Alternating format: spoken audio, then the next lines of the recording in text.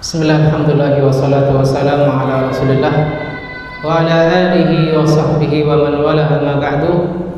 Kita lanjutkan kembali pelajaran kelima dari hadis ke-242.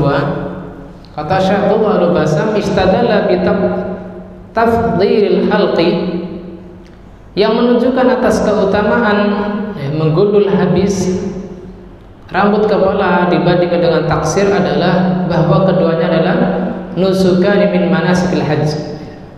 Keduanya termasuk bagian dari manasik haji. Walaysa listibahatil mahdhuri faqat, bukan sekedar pemboleh dari hal-hal yang sebelumnya dilarang ketika ihram. Wa illa lama fuddila ahaduhum 'ala akhar. Karena bila tidak, maka keduanya tidak memiliki keutamaan dibandingkan yang lain. Dan inilah yang benar dari dua pendapat ulama, yang mana hal ini didukung oleh jumhur ulama. Faidah ke-6, alladhi yufhamu minal khalqi fi hadha huwa akhdhu jami'i sya'ri ra'si. Yang dipahami dari al-halaq adalah mengambil semua rambut kepala. Artinya bukan sekedar botak tumbuh begitu kan. Wa huwa sahih alladhi yadullu alaihi kitab wa sunnah min qaulin nabi sallallahu alaihi wasallam wa fi'lihi. Artinya apabila gundulnya masih ada 1 cm atau setengah cm dari rambut, maka itu belum termasuk kategori halaq, harus dicukur habis ya. Walaupun mungkin kadang-kadang kacau mungkin ya kalau misalnya sudah langganan ya insya Allah bisa dipesankan sama pencukur agar tidak sampai menggores kulit kepala.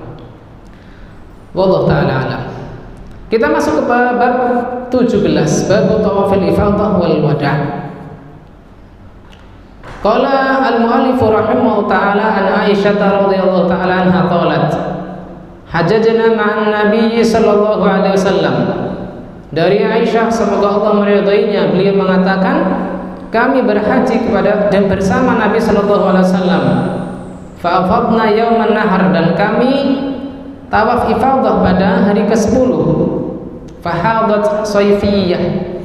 Safiyah salah satu istri Nabi setelah tawaf ifadah mengalami haid. Maka karena tidak tahu karena Nabi SAW tidak tahu kondisi Safiyah sedang haid, fa'arada Nabi SAW minha ma yuridu rajulu min ahlihi. Nabi SAW menginginkan sesuatu sebagaimana seorang suami menginginkan dari istrinya. Fakultu, maka aku katakan, yaitu Aisyah mengatakan, ya Rasulullah innaha haidun. Aisyah radhiyallahu ta'ala anha mengabarkan kepada Nabi sallallahu alaihi wasallam bahwa Safiyah mengalami haid. Faqala ahabisatunahi, maka Nabi sallallahu alaihi wasallam bersabda, apakah dia hendak menghalangi kita? Apakah dia, yaitu Safiyah, hendak menghalangi kita? Maksudnya menahan kita dari segera keluar dari Mekah Al-Mukarramah karena sebab belum tawaf ifadah menurut dugaan Nabi sallallahu alaihi wasallam. Qalu ya Rasulullah innaha qad afadat yauman nahar.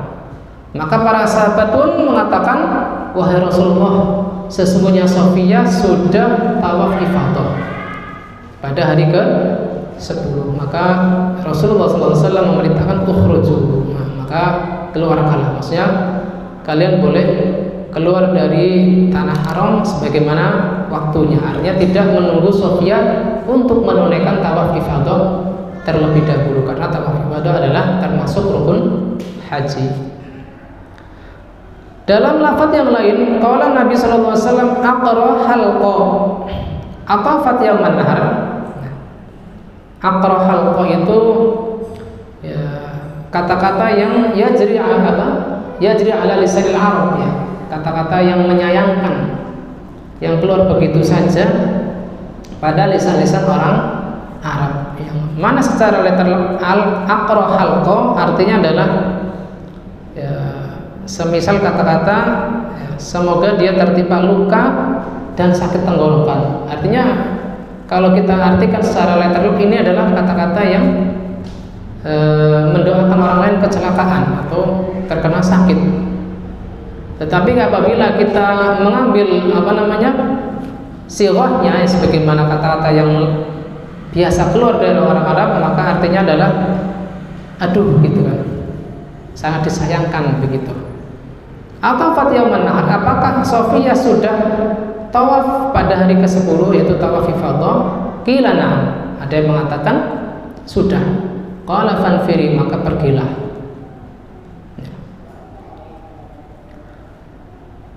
Di kata-kata gharib kita bahas tentang aqra halqa di sini. Ini adalah sebagaimana hakadha yarwihil aksaruna bi waznil ghabbah ya. Kebanyakan meriwayatkan dengan wazan ataupun rumus ghabbah, yaitu dengan muannas. Dan yang terkenal ataupun yang dikenal dalam lughah yaitu dengan menawinkannya, yaitu aqran halqan. Misal suqyan ra'yan. Ini seperti yang dikatakan oleh Sibawahi dan Abu Ubaid. Maknanya secara bahasa ad-du'a alaihi bil aqr, mendoakan agar terkena luka. Wa huwa mislul jarhi fi jasadiha, yaitu semisal luka di dalam badannya. Wa du'a 'alaiha bi waj'il halqi aydan, dan mendoakannya itu terkena nyeri tenggorokan. Wa kharaja Zamakhsyari ma'nahu ala annaha sifatani lil mar'atil mash'umah. Zamakhsyari mengeluarkan maknanya bahwasanya kata-kata ini adalah dua sifat bagi wanita yang sial atau yang membawa kesialan. Ai annaha tuqiru qaumaha wa tastaqsiluhum, itu yang membawa kecelakaan dan kebinasan bagi suatu kaumnya. Wa yahtamilu an yakuna masdarain misla syaqwa, atau bisa dimungkinkan pula dua kata tersebut adalah dua masdar semisal asyaqwa. Maka kita perhatikan kata Syekh Abdullah Al-Basam, walam yaqsid minhuma haqiqatat du'a. Ini bukan sebagaimana kata-kata secara harfiah, bukan sebagai doa. Wa innama huma lafdhani yajriyani ala lisanil Arab. Ini hanya kata-kata yang biasa terucap di lisan-lisan orang Arab. Semisal taribat yadak.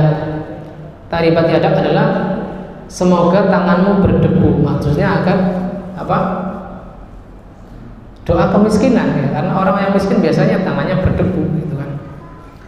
Sakilat umuk, semoga ibumu kehilangan dirimu ya. Ya, artinya mendoakan semoga engkau mati, karena dengan demikian ibumu akan kehilanganmu. Ini pun kalau secara harfiah akan mendoakan kebinasaan. Wailak, celaka engkau. Qatalakallah, semoga Allah memerangimu.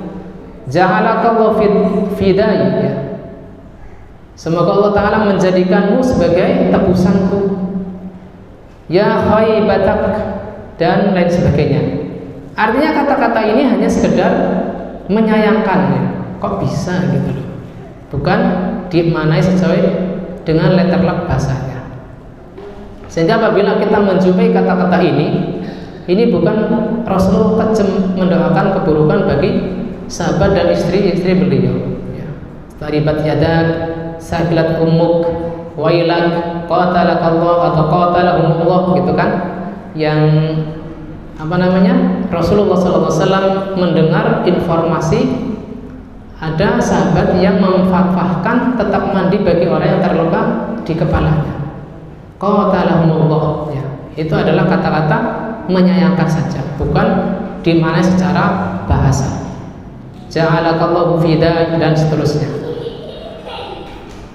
Itu yang saya anggap penting untuk dibahas dari al-alfaz al-gharibah Adapun yang lain sudah saya terjemahkan ketika kita bacakan hadisnya.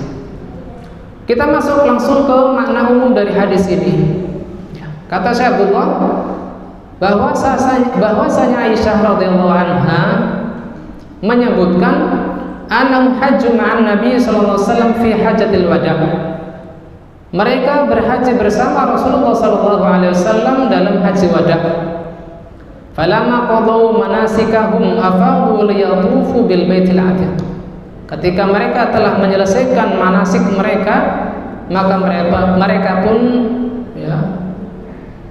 menuju ke Mekah untuk bertawaf di sekitar Ka'bah. Wa ma'ahum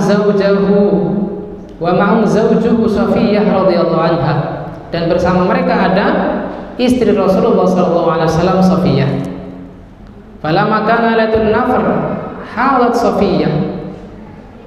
Pada hari kepulangan dari Mina, ternyata Safiyah haid. Faja'an Nabi sallallahu alaihi wasallam yuridu minha ma yuridu rajulu min ahlihi. Ya, maka datanglah Nabi sallallahu alaihi wasallam dalam keadaan tidak tahu, dan beliau ingin dari Safiyah apa yang diinginkan oleh seorang suami dari istrinya. Fa akhbarathu Aisyah annaha hadat, maka Aisyah memberitahu kepada Nabi bahwa Safiyah sedang haid. Fa dhanna sallallahu alaihi wasallam annahu adrakaha al-haidu falam tatuf tawaf al-ifadah.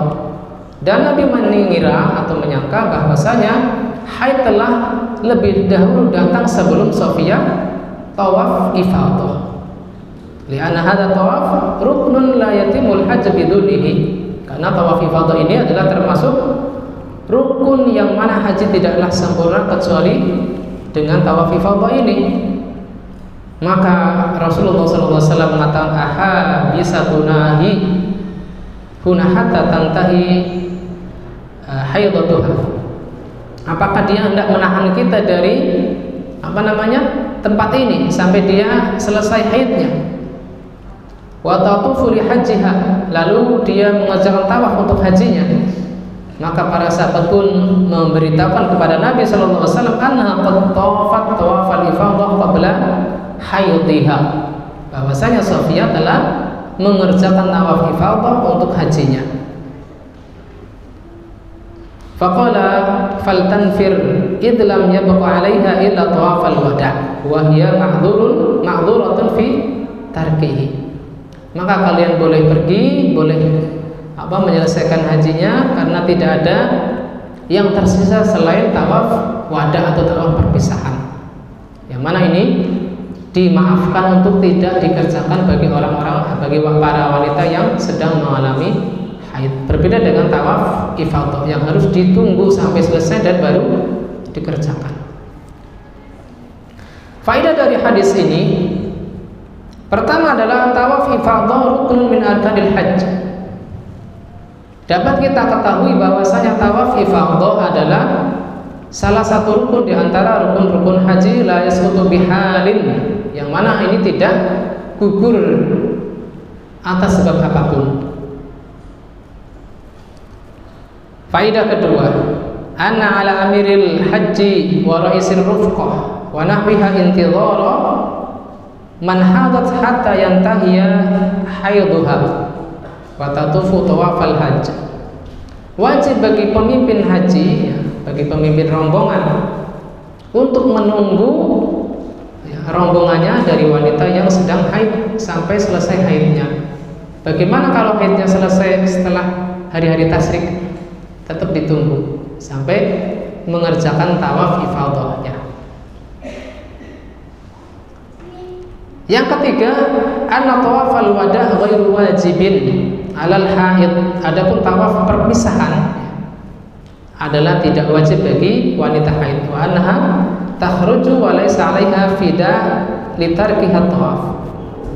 Dia bisa keluar langsung bila sudah mengerjakan tawaf ifadah pada hari ke-10, dan tidak ada tebusan, tidak ada denda bila dia meninggalkannya. Dan hadis terakhir pada malam hari ini insyaallah adalah hadis ke-244, Yang mana Syekh Abdul Ghani Al-Maqdisi meriwayatkan dari secara mu'allaq dari Abdullah bin Abbas radhiyallahu anhuma, beliau mengatakan umirun nasu an yakuna akhiru alai ahdihim bil bait illa annahu khaffafa 'anil mar'atil haid. Manusia diperintahkan agar menjadikan tawaf wada adalah ibadah akhir mereka, an yakuna akhiru ahdihim bil bait, agar ibadah terakhir mereka adalah tawaf di sisi Ka'bah. Hanya saja beliau sallallahu alaihi wasallam memberikan keringanan bagi mar'ah, bagi wanita yang sedang haid, tidak perlu menunggu sampai selesai untuk tawaf wada, bisa langsung meninggalkannya. Karena Baitul Haram adalah tempat yang agung dan dimuliakan, yang mana Ka'bah adalah termasuk simbol untuk ibadah kepada Allah Subhanahu wa taala. Adanya ketundukan dan khusyuan di hadapan Allah taala. Fakana lahu fi suduri mahabah, yang mana bagi orang-orang Islam tempat ini adalah tempat yang istimewa. Wa fil qulubi ijlal, di dalam hati-hati kaum mukmin terdapat pemuliaan. Wa ta'alluqun wa mawaddah, ada keterikatan hati dan rasa cinta. Maka disyariatkan bagi siapapun yang mendatangi Mekah lil qadim alaihi an yuhayyiyahu bit tawaf. Maka disyariatkan bagi orang yang datang ke Mekah Al-Mukarramah untuk memberi sapaan atau memberi tahiyat dengan tawaf, tawaf qudum dan tawaf wada qabla kulli ibadatin. Tawaf qudum adalah sebelum ibadah apapun setelahnya, dan tawaf wada adalah ibadah terakhir sebelum meninggalkannya. Karena tawaf adalah ibadah yang istimewa, yang menjadi ciri khas ibadah di sisi Ka'bah. Wala tasafaran yakuna akhiru ahdihi bihi, dan menjadikan orang yang sebelum safar untuk bertawaf di sisinya, liyatafarraqa litilkal sa'atir rahibah, agar dia bisa memusatkan konsentrasinya pada saat-saat yang mengharukan tersebut, allati tatataqatta'u fihal qulub, yang mana hati akan merasa sedih dengan meninggalkannya, wa tadhufu fihal dumu' inda mufaraqati hadzal bait alitahfu ilaihi al-afidah, yang mana apabila hendak meninggalkan Baitul Haram, mata-mata menjadi berlinang air mata karena sedih akan meninggalkannya. Wa tahinu lil qurbi minhal qulub, dan akan merindukannya. Syauqan ila rihabiha al-muqaddasah wa masyairihi al-mu'azzamah, karena akan merindukan tempatnya yang suci dan tempat-tempatnya yang diagungkan. Haitsu tanazalat wa halat al-barakat, yang dimana tempat tersebut turun dan berlimpah keberkahan. Wa habatatir rahmat wa sya'at al-anwar, begitupun rahmat turun di tempat-tempat tersebut dan terpancar cahaya di dalamnya. Wa hadza tawaful akhir, ini adalah tawaf terakhir, yaitu tawaf wada. Wa tilkal waqafa al-hazinah bainar rukni wal bab, dan tempat yang menimbulkan kesedihan, perpisahan yang mengharukan antara rukun dan pintu, yaitu di tempat terakhir tawaf, yaitu di tempat yang lurus dengan Hajar Aswad. Fi haqqi kulli raqilin min maqami hadzal bait, yang mana disyariatkan bagi siapapun yang mendatangi tempat tersebut, sawa'un kana hajjan aw ghairuhu, kana hajjan aw ghairuhu, sama saja apakah dia adalah jemaah haji ataukah orang yang mengunjungi Baitullah dengan niat yang lain, apakah niat umrah ataukah yang lain. Illal mar'atal haid falikauniha tulawithul masjid bidukhuliha saqata anha tawaf bila fida, kecuali wanita yang haid, karena apabila dia masuk akan mengotori masjid ya karena najisnya, maka dia gugur dari syariat ini tanpa adanya tebusan. Faedah dari hadis terakhir ini, yang pertama adalah wujub tawafil wada' fi haqqi kulli musafirin min Makkah sawa'un akana hajjan am ghairah. Wajibnya tawaf perpisahan pada setiap orang yang melakukan perjalanan ke Mekah, apakah dia jamaah haji ataukah selainnya. Syekhul Islam Ibnu Taimiyah mengatakan, wa tawaful wada' laisa min tamamil hajj. Tawaf wada' bukan penyempurna haji, artinya bukan disunahkan tetapi wajib. Walakin kullu man kharaja min Makkah alaihi an yuwaddi'. Akan tetapi setiap orang yang akan keluar dari Mekah wajib baginya melakukan tawaf wada' atau tawaf perpisahan. Walihada man aqama bi Makkah la yuwaddi' ala sahih. Sehingga orang yang pada asalnya dia tinggal di Mekah, artinya sebagai warga asli Mekah, maka apabila dia akan keluar maka tidak perlu tawaf wada'. Ini hanya disyariatkan bagi para tamu Allah ketika mereka masuk dan akan keluar kembali dari Mekah. Fawujubuhu liyakuna akhiru ahdil kharij bil bait, dan kewajibannya adalah sebagai bentuk ibadah terakhir ketika akan keluar dari Baitullah Al-Haram. Faidah kedua, anal haid laisa 'alaiha tawaf lil wada' wala dam bitarkihi. Bahwasanya wanita haid tidak ada kewajiban untuknya tawaf wada' dan tidak pula denda ketika meninggalkannya. Faidah ketiga, anna tawafal wada' yakunu akhir syu'unil musafir li'anna hadha ma'nal wada'. Bahwasanya tawaf perpisahan adalah ibadah terakhir sebelum seseorang bersafar kembali ke tempatnya masing-masing. Karena ini adalah makna sebenarnya dari tawaf wada'. Wa mithlu syira'i ba'di al-asya' fi tariqihi ila safar aw intidari rufqah aw nahwi dzalika min at-ta'akhur al-yasir la yadur. Adapun ya, membeli barang-barang di sekitar Masjidil Haram ketika hendak safar atau menunggu rombongan dan hal-hal yang lain yang menjadikannya dia sedikit terlambat, maka ini tidak masalah karena ini amaliyah yang bukan termasuk ibadah mahdhah. Sehingga hal itu tidak masalah, bukan harus belanja dulu baru tawaf ifadah, enggak. Tetapi tidak masalah seseorang tawaf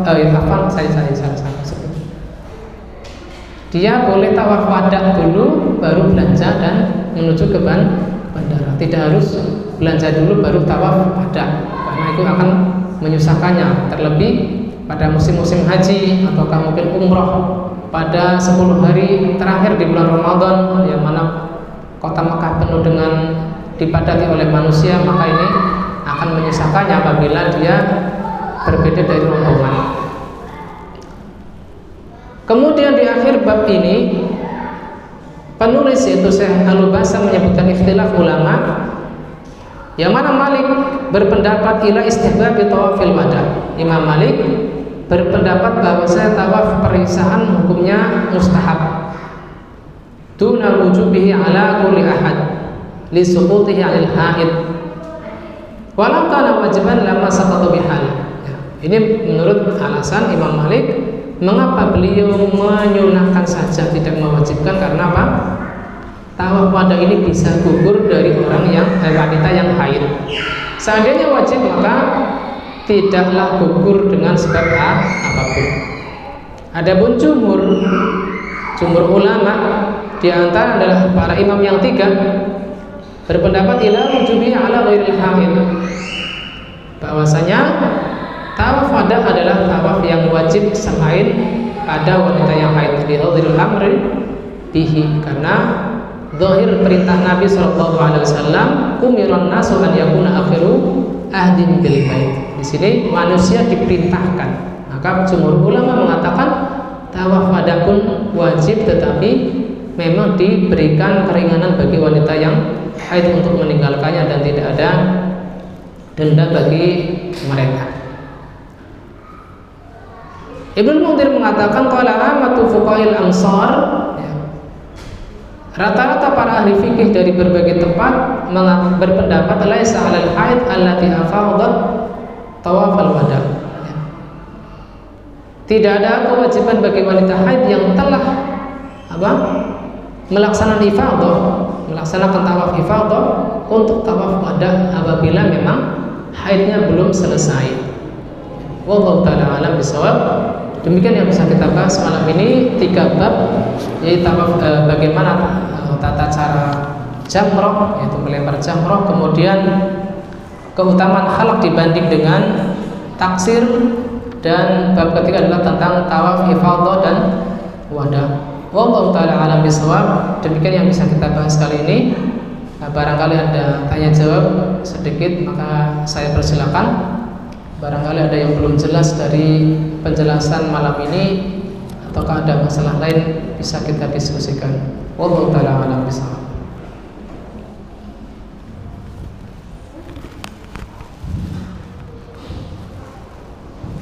Ada pertanyaan?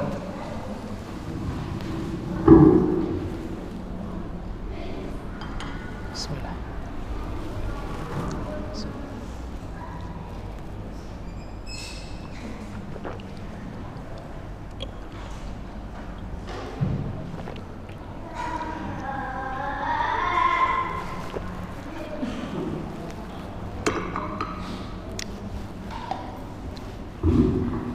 Bila tidak ada, maka kita tutup saja dengan doa kafaratul majlis.